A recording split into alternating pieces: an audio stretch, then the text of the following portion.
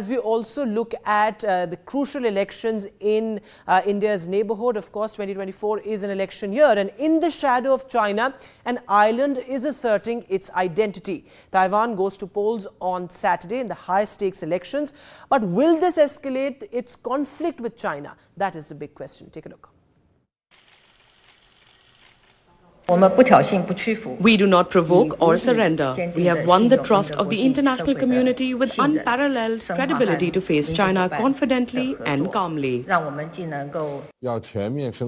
China will surely be reunified, and all Chinese on both sides of the Taiwan Strait should be bound by a common sense of purpose.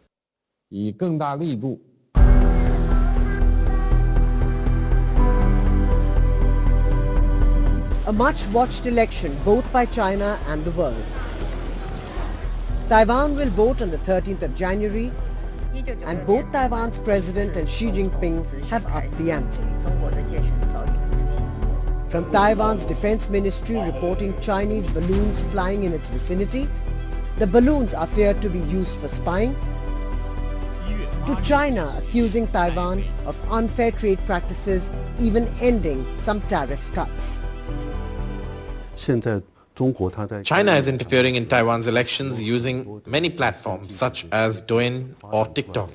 China is also using artificial intelligence to conduct cognitive warfare against Taiwan. Term limits bar Tsai, the outgoing president from Democratic Progressive Party, from running again.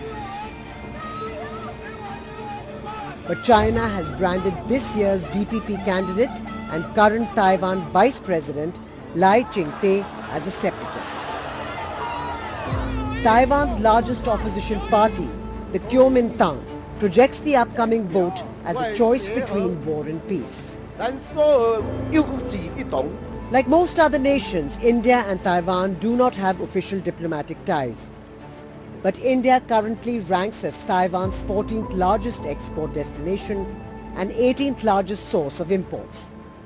The two countries are close to inking a migration pact for skilled labor from India after Taipei expressed interest. In July last year, a third Taipei Economic and Cultural Center, a de facto consulate for Taiwan, opened in Mumbai. And Taiwan-based Foxconn, a chip supplier for Apple, recently announced investments worth $1.6 billion. There was chatter about Foxconn looking to partner with TSMC, the world's largest chip maker, also based in Taiwan, to make in India. This is being seen as a move away from China. After a tense election and establishment of what is perceived to be a pro-China government in Maldives, this is another election in India's extended neighborhood that New Delhi will be watching closely. Shrishti Shankar, NDTV 24/7. And let me go across to Mr. Grossman. So, Mr. Grossman, this of course is a keenly watched election. And 2024 is going to be a fascinating year, more than 50 countries going to polls. But just looking at Taiwan, what all is at stake really? And do you think that this could potentially escalate its conflict with China?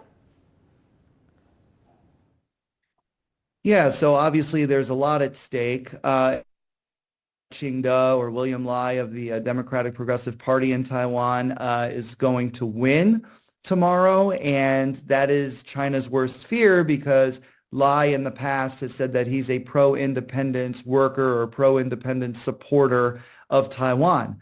But I don't think that you're going to see immediate action from China if that happens, or at least threats of military action, I should say.